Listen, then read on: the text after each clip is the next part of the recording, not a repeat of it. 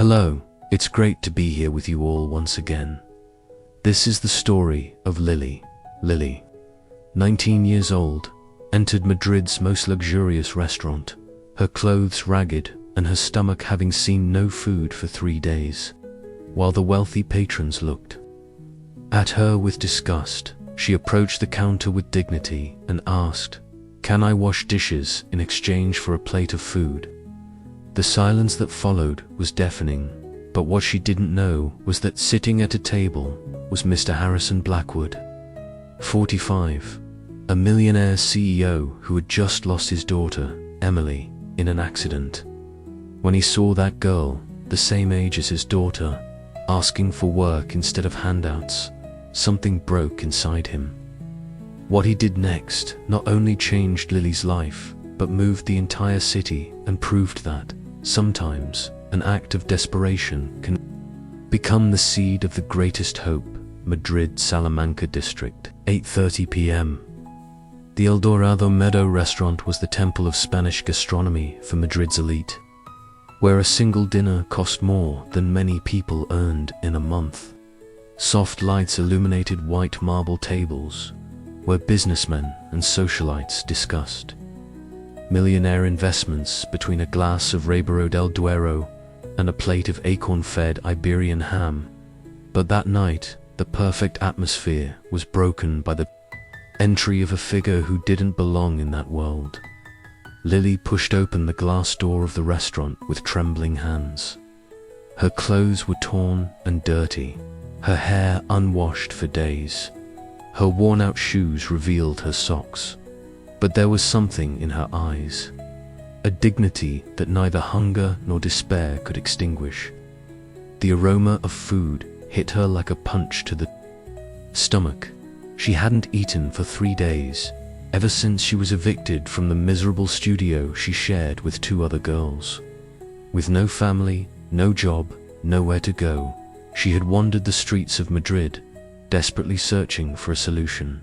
The restaurant's customers began to notice her. Whispers spread like ripples. "Who let that person in? Call security.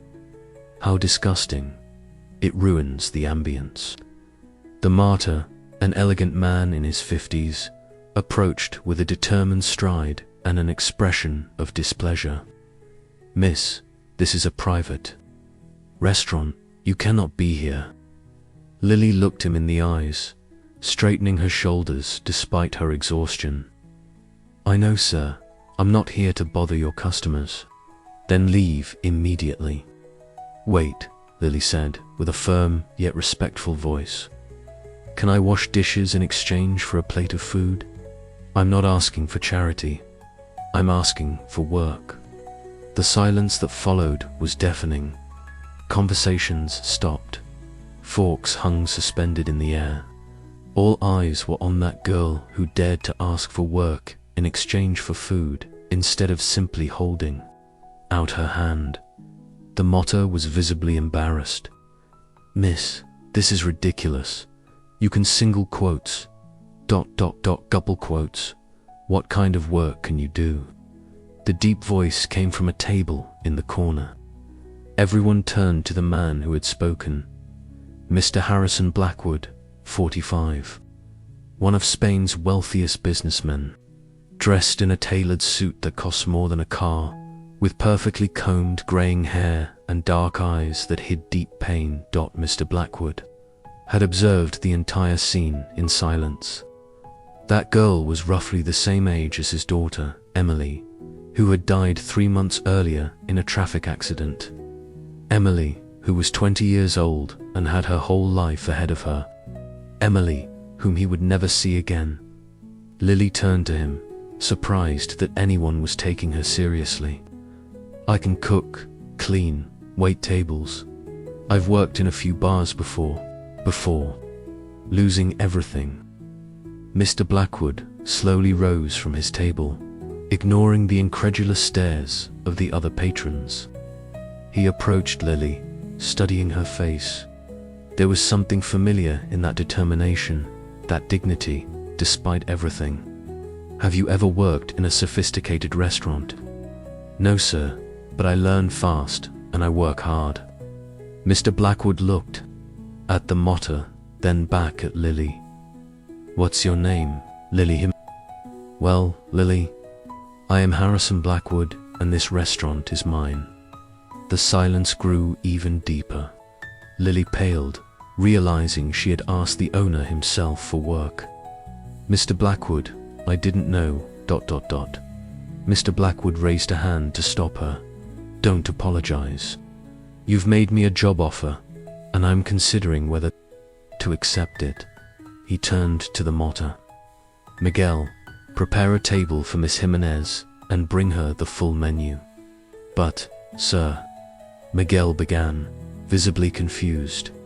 And tomorrow morning, at 8 a.m., I want her here to begin her probationary period. 1 week. If she proves she can work, she'll have a regular contract. Lily couldn't believe what she was hearing. Sir, I don't know how to thank you. Don't thank me yet, Mr. Blackwood said with a sad smile. First, you must prove you deserve it. As Lily was escorted to a table, the restaurant's patrons murmured in disbelief. Harrison Blackwood, the most ruthless man in business, had just offered a homeless girl a job. But what no one knew was that Mr. Blackwood had seen in Lily something he had lost forever, the possibility of helping a young woman the same age as his daughter, and perhaps, by saving her, he would find a way to save himself from the pain that was consuming him. The next morning, Lily arrived at the restaurant at 7:45 a.m. 15 minutes before the set time. She had spent the night in a Caritas hostel after using the 20 euros. Mr. Blackwood had given her the previous night to get herself ready. She had washed, done her best to make her clothes presentable, and had her hair tied back in a neat ponytail. But most importantly, her eyes held a determination she had never had before. Miguel the mortar received her with evident skepticism. Miss Jimenez, I hope you realize this is no joke. Mr. Blackwood runs a serious business. I understand perfectly, Lily replied firmly. I'm here to work. Mr. Blackwood arrived shortly after, as he did every morning, to supervise the preparations. When he saw Lily, he immediately noticed the change. She was the same desperate girl from the night before, but now she radiated dignity and hope. Well, Mr. Blackwood said, we'll start with the basics. Miguel will explain how everything works. The next few hours were a whirlwind of learning for Lily. She learned the name and composition of every dish on the menu. She memorized the wines. On the list, she understood the frantic pace of the kitchen.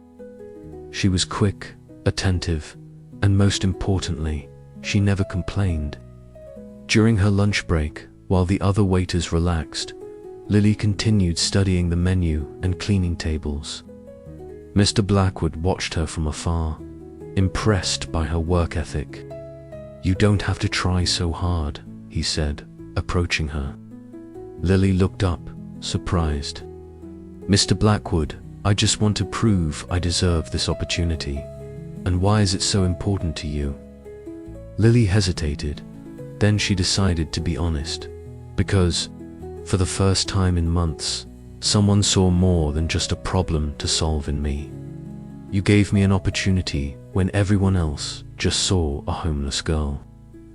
Mr. Blackwood felt a pang in his chest. Those were the same words his daughter Emily had told him when she decided to volunteer instead of just donating money. Dad, I want to be useful, not just rich. How long have you been living on the streets? Mr. Blackwood asked softly. 2 months. Ever since my grandmother died, the only family I had. Mr. Blackwood nodded in silence. Both had lost the most important things in their lives. The real test came during the evening service. The restaurant was packed, the customers demanding, the kitchen under pressure. Lily was serving her first important table, a couple of foreign businessmen who only spoke English. as she took their order in perfect English that surprised everyone. One of the customers accidentally spilled a glass of red wine on his white trousers. The man began to shout, accusing her of clumsiness. Lily remained calm, apologized professionally, and resolved everything without losing her smile. Mr. Blackwood, who had witnessed the scene, was impressed by her composure under pressure. At the end of the night, as Lily helped him organize, Mr. Blackwood approached. "Good work today," he simply said. "Thank you, sir." "It means a lot to me, Lily," Mr. Blackwood said. And she noticed it was the first time he had used her name. "Tomorrow, I want you to work on the floor as an official waitress. Miguel will give you a proper uniform." Lily's eyes filled with tears of gratitude. "Mr. Blackwood, and there's one more thing. I have an apartment above the restaurant that I use for guests. It's empty, if you like. You can stay there until you find something more permanent." Lily couldn't hold back her tears. "Why are you doing all this for me?" Mr. Blackwood looked her in the eyes, and for a moment, she saw through the successful businessman's mask. She saw a father who had lost his daughter and was looking for a way to make sense of his pain. "Because you also deserve a second chance," he simply said. But what he didn't say was that he also needed a second chance to be useful to someone. And perhaps by helping Lily, he would find a way to honor Emily's memory. Are you enjoying this story? Please leave a like and subscribe to the channel. Now, let's continue with the video. 2 weeks later, Lily was unrecognizable. With the elegant restaurant uniform and her hair always perfectly styled, she had become one of the most requested waitresses by customers. One night, a well-known food critic started complaining about everything: the wine, the food, the service. While the other waiters avoided him, Lily calmly approached. "Sir, I see you're not satisfied with your experience tonight. What can I do to improve the situation?" The man looked at her, surprised. "Miss, in 30 years of food criticism, no one has ever asked me what they could do to improve things. Because apologies without actions are empty," Lily replied. "If there's a problem, I want to solve it." The critic was so impressed that he wrote a glowing review, mentioning the waitress who turned a difficult night into a memorable experience. The next morning, Mr. Blackwood called Lily into his office and showed her the article. "Lily, I have to confess something," he said, walking to the window. 3 months ago, I lost my daughter Emily in a car accident. She was your age, with the same determined eyes." He turned to her, his eyes shining. "When I saw you asking for work instead of charity, I saw Emily. You gave me what I thought I'd lost forever: the possibility of mentoring again." He picked up a folder from the desk. "That's why I spoke with Complutense University. They have a program for students who work. You can study business administration while continuing to work here. The company will pay your tuition." Lily gasped, "But I haven't even finished high school." "You can catch up with a night course and then start university." Tears began to stream down Lily's face. "Why are you doing all this?" "Because Emily would have wanted me to, and because you've proven that every person deserves an opportunity to rebuild their life." Lily stood up and embraced Mr. Blackwood. It was a spontaneous gesture, full of gratitude. Mr. Blackwood returned the hug, feeling for the first time in months a warmth that wasn't just pain. 6 months later, Lily had finished high school and started university with excellent grades. She now worked as an assistant manager, becoming an important presence in Mr. Blackwood's life. But the true test of their bond came unexpectedly. One night, Mr. Blackwood received a call that chilled him to the bone. Lily had been rushed to the hospital after an accident in the kitchen. He rushed to La Paz Hospital, finding her conscious but with a severe burn on her right arm. "How is she?" he asked the doctor, his voice trembling. "She suffered second-degree burns. She'll recover completely, but she'll need weeks of rest." Mr. Blackwood approached the bed. "Forget the restaurant," he said, taking her good hand. "The important thing is that you're well, Lily. You're not just an employee to me. You're the daughter fate gave back to me. You're like a father to me too, the father I never had." In the following days, Mr. Blackwood stayed by her side. One night, he received a visit from Emily's parents, from whom he had divorced years earlier. Harrison, his ex-wife, said Emily would be proud of you. This girl has given you back a purpose. When Lily woke up the next morning, Mr. Blackwood introduced his ex-wife and former in-laws. "If Harrison considers you a daughter," his ex-wife said, taking Lily's hand, "we also consider you part of the family." In that moment, Lily understood that she wasn't replacing Emily. She was honoring her memory. And Mr. Blackwood understood that love never dies. It transforms and finds new ways to flourish. 2 years later, Lily graduated with honors from Complutense. The restaurant had become legendary, not only for its cuisine, but for the story of the waitress turned manager. "Mr. Blackwood," Lily said, "one night, I'd like to open a wing of the restaurant dedicated to vocational training for young people in need. That's an ambitious project. Have you considered the costs?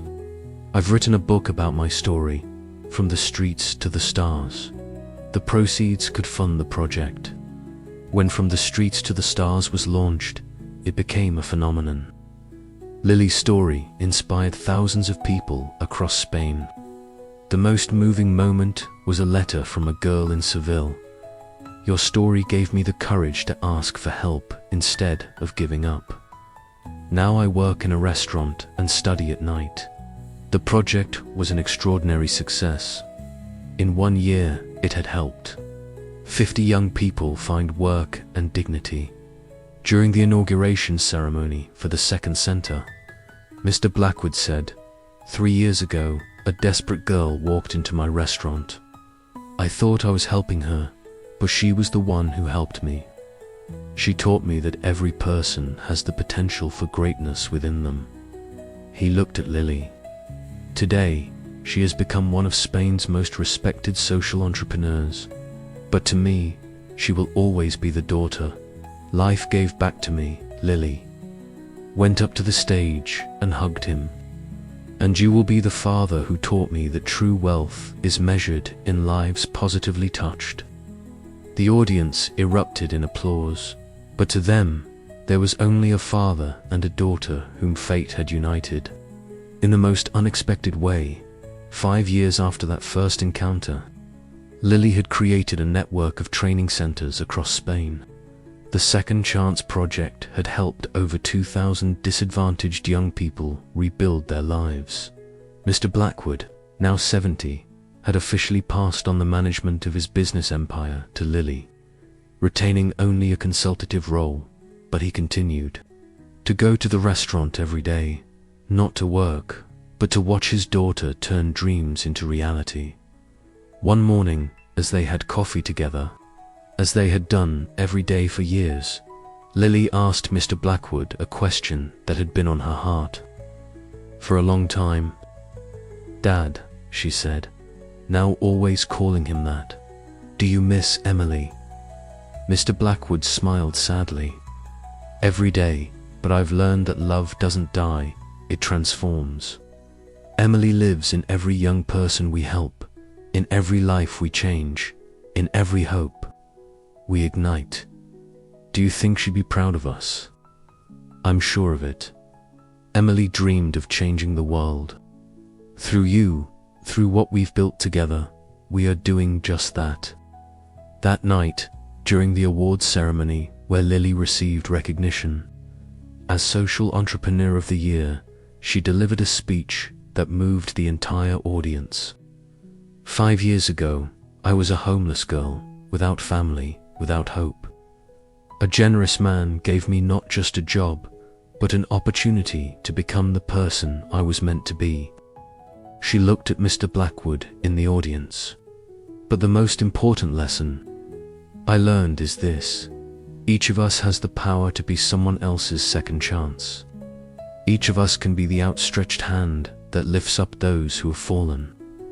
The project we created isn't just mine or just my father, Harrison's. It belongs to every person who chose to believe that human beings are worth more than the circumstances they find themselves in. Emily Blackwood, whom I never met but feel present every day, dreamed of making the world a better place. Today, I can say that her dream is alive and continues to grow in every life we touch. When Lily returned to her seat, Mr. Blackwood hugged her tightly. "Emily is here with us," he whispered. "I feel her too," Lily replied, "and I know she's proud." 1 year later, Mr. Blackwood passed away peacefully in his sleep, surrounded by Lily's love and all the people whose lives he had touched.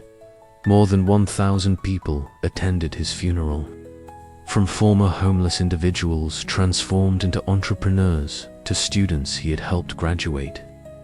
Lily now solely managed the empire Mr. Blackwood had built, but she managed it according to the principles he had taught her. Every decision was to be made with thought of how it would help those most in need. In his will, Mr. Blackwood left everything to Lily with a single condition: that she continued transforming lives and giving second chances to those who needed them. And as Lily continued the work, she knew that somewhere, Emily and Mr. Blackwood were smiling, watching how a simple act of kindness had created waves of change that would extend for generations. The story proved that sometimes, when all seems lost, all it takes is one person who believes in us to rekindle hope. And that true love, the kind that exists between a father and a daughter, not by blood, but chosen by the heart, can truly change the world. One life at a time. If this story touched your hearts and made you believe in the power of second chances, leave a little heart emoji below. I want to hear your stories.